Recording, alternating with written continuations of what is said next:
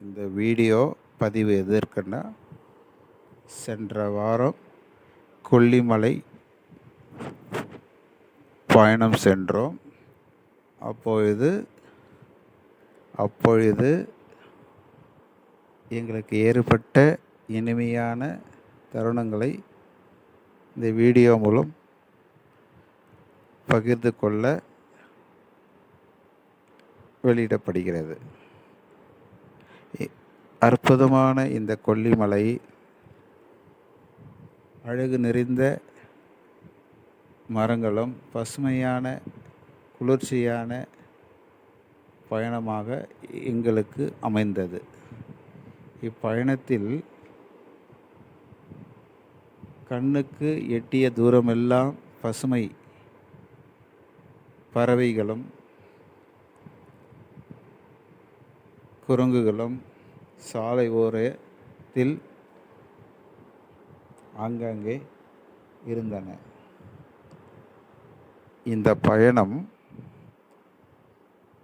வாழ்க்கையில் இறைவன் கொடுத்த மிகப்பெரிய பொக்கிஷம்தான் சொல்ல வேண்டும்.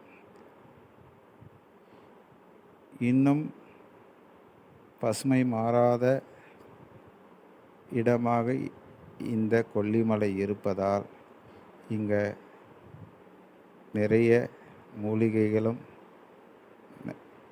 வளர்ந்த மரங்களும் செழுமையான நீரோற்றமும் நினைத்த போதெல்லாம் மலை வளமும் குளிர்ச்சியான காற்றும் வீசிக்கொண்டிருக்கின்றன. இந்த அற்புதங்களெல்லாம் அனுபவிக்க இந்த பிறவி போதுமானது என்று சொல்ல முடியாது. இருந்தாலும் நம்மளுக்கு கிடைத்தது மிகப்பெரிய பாக்கியம்தான். ஒவ்வொரு வனத்திலும் ஒவ்வொரு சிறப்பு உண்டு, ஒவ்வொரு மலையிலும் ஒவ்வொரு சிறப்பு உண்டு. ஒவ்வொரு மலையிலும் ஒரு ஈர்ப்பு சக்தி உண்டு. அதுபோல் இந்த கொல்லிமலையில் சித்தர்களுடைய ரகசியமும் அடங்கிக் இருக்கிறது. புரிந்தவர்கள் மட்டுமே இது புரியும்.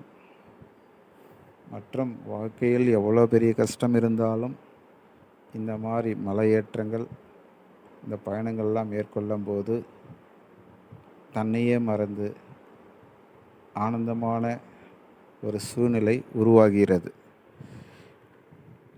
இந்த சூழ்நிலையில்தான் இந்த பயணம் எங்களுக்கு இனிமையாக இருந்தது. இந்த தருணத்தில் மகிழ்ச்சியாகவும் இருந்தது. இங்கு ஆகாய கங்கை என்று மிகப்பெரிய ஒரு நீர்வீழ்ச்சி உள்ளது. இந்த நீர்வீழ்ச்சி ஆகாயத்திலிருந்து எவ்வளோ உயரமாக இருக்குமோ அதே உயரத்தில் இந்த நீர்வீழ்ச்சி வந்து கொண்டிருக்கிறது. இந்த நீர்வீழ்ச்சியில் குளிக்கும்போது ஏற்படும் அனுபவங்கள் மிக அற்புதமானது. அத்தனை மூலிகைகளும் கலந்து மலை உச்சியிலிருந்து அந்த நீர் படும்போது